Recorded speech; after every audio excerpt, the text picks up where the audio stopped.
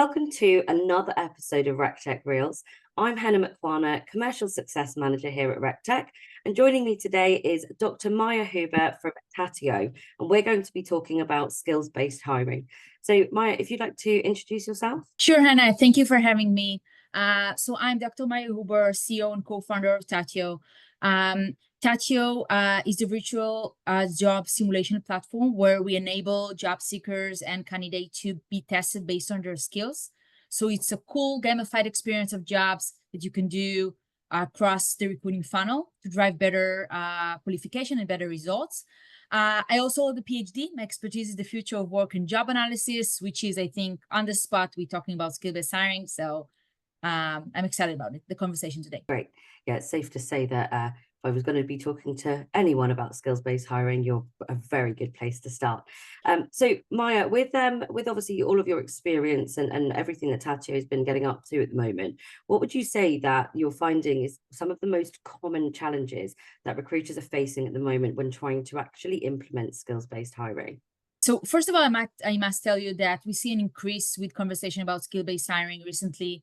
And I think this is a force of nature, actually, with a lot of phenomena that we saw through the last years, from AI to more technology and data-driven recruiting processes to D&I. And I think also the expectations of candidates has changed, and a lot of companies are looking for new tools to assess their candidates. One of the challenges that I see the companies are facing is where to start, and particularly I meet more and more companies that invest a lot of resources in creating these classifications of skills for their own organization. So I hear companies doing those workshops and meetings for sometimes more than 1 year, or spend so much time in qualifying what are the main skills per job with this particular organization. And this is a major challenge in terms of the resources and the intention the organization needs to spend on classifying those skills. And one side of this is finding the tools or the taxonomy to figure out what are the right skills to measure.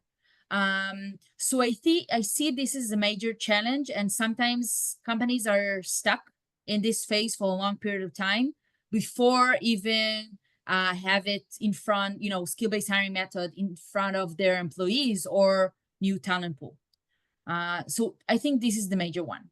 I think sometimes when we're looking at recruitment and people are looking at their funnel and thinking where are we finding the most difficulty, you can hear like skill shortages being thrown around in most conversations. I think in any market, it could be a BD heavy market or a candidate heavy market, and you're always going to hear that thrown around. And I think with some skills, like actually it's quite hard to measure, but people know that they need to, so they know that there's an issue and they have no idea how to fix it. So yeah, absolutely. And I think one of if I'll be more specific, one of the challenges that I see is how we get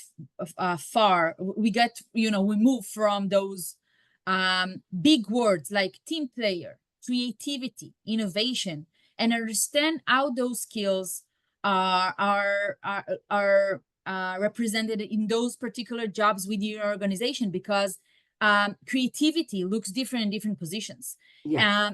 And this phase of moving from being so general to be super specific with what the specificality of that particular job, this is a challenge out there. And there are taxonomies out there that enable companies to do so. And you can use those instead of starting from a scratch.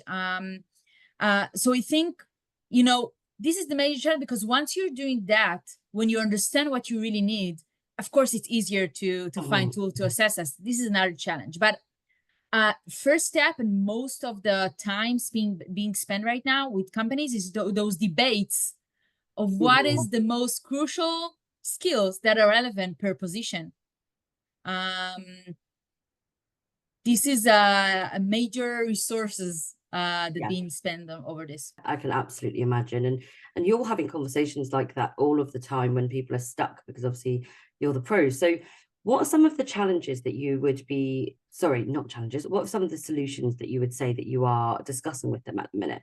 So I think there's few steps, right, for implementing skill-based hiring. But first, as I said, is defining those skills and then to assess them. Mhm. So while we are, of course, we TaTiO, but even in professional conversation that I'm doing in training lectures, enabling those teams to figure out what is the right way, the easiest way, but also the most predictive way to measure those skills, to identify them, and then to measure them.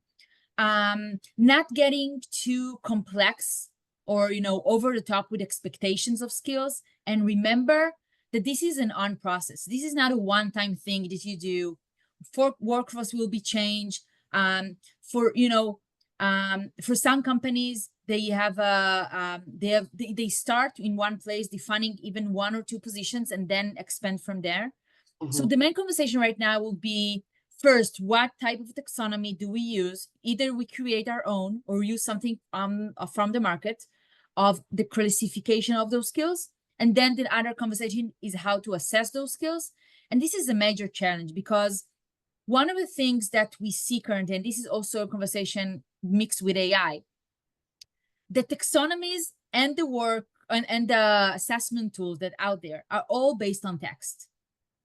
This is the way we measure things, right? We ask people questions, we classify things by words or text, and this is how we identify those skills. And this is challenging for many reasons, because sometimes subjective text or description in text, from job description to a resume, do not represent the performance or the real outcome of a day-to-day work. And what we're trying to do is to bring over a new paradigm of performance-based skills assessment. So how Mhm. do we move forward from just asking people about their skills to really test their performance? And there are many solutions out there trying to do so.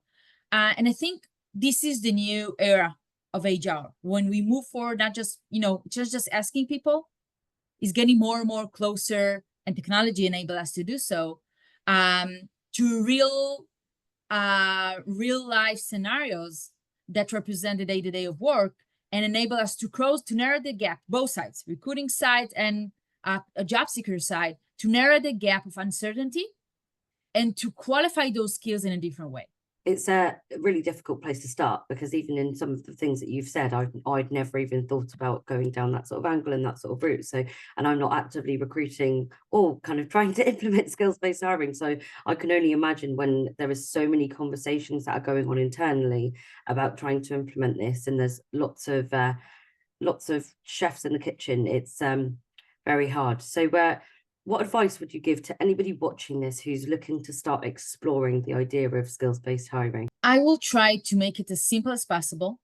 And the first two things I commonly advise talent acquisitions who are interested in skill-based hiring is, one, to start with just embedding more skill-based questions in the interview, but the ones that are more focused on performance. So instead of asking a candidate about his past experience and what have you done, providing with the real scenario of a day-to-day work that that they're about to face, and ask them what they will do with it. Try to simulate as much as possible day-to-day scenarios that represent for that particular job, that enable the candidates to, first of all, envision himself with that particular position, but also for you to, again, understand how they assume they will be interact or facing this solution or dilemma. So I think this is one. Start with just asking more skill-based questions. Look at data in a different way. And second, to enrich your current database. I don't advise companies to replace everything with skill-based hiring. Add another layer of skills or whatever you're doing right now. You do it with the more performance-based tools, like we are doing, your questionnaires, whatever you choose to do. But first of all, enrich your current database, and then gain enough data. Look at this database, your new database, skill-based database that you have, and decide what you're going to do next. Do you want to take positions and few positions and dive into bit more deep into those, classifying them better and assessing them in a different way, or maybe expanding this for the full organization, analyze the data and see if you want to do something with upskilling, reskilling? But for me, the first thing is to create a new database that represents skills, because a lot of the companies do not necessarily have this. And I think recruiter teams are already doing enough. There's so much work in hand. So I will not leave, I'm not each and every time I'm thinking of a change, I do not just, forget everything I've done and start over. I add another layer, look at it, and they decide what should be the next thing for my particular organization and my team. Absolutely. You've made some amazing points there. Well, if you are watching this and you're in the market for a new HRIS, ATS, or recruitment CRM, then do take advantage of our unique fee-free comparison platform, Rectec Compare. If you are looking to build out your tech stack with complementary tech, just like TaTiO, then be sure to check out our technology marketplace at rectec.io. But thank you so much, Maya, for joining me today. Thank you, Henna. Yeah, thanks so much. Bye-bye.